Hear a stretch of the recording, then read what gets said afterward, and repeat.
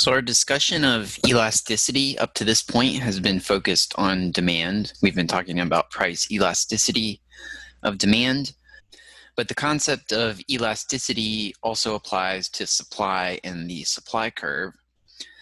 Fortunately, all the concepts that apply to elasticity of demand also apply to elasticity of supply. So we can really move through elasticity of supply quite quickly. So the formula of price elasticity of supply is the same as demand. It's the percent change in quantity supplied. So that's the only difference, is we have quantity supplied in the numerator divided by the percentage change in price.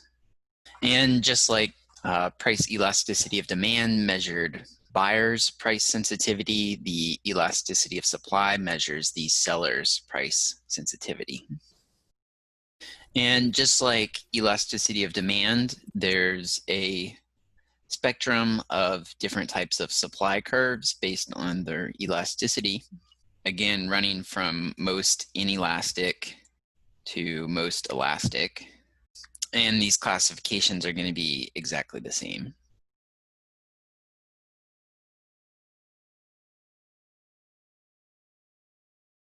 So when supply is perfectly inelastic, we're going to have a price elasticity of supply coefficient of 0. And the rest of the coefficients follow the same rules as price elasticity of demand. So inelastic is anything less than 1. Unit elastic is exactly equal to 1. Elastic is greater than 1. And perfectly elastic is infinity. And the shape of the supply curves is going to follow the same pattern. Of course, since this is supply, though, our curves are going to slope upwards instead of downwards. So perfectly inelastic supply curve is going to be perfectly vertical. Inelastic is going to be relatively steep. Unit elastic is going to be, fairly moderate. Elastic is going to be fairly shallow, and perfectly elastic is going to be a horizontal line.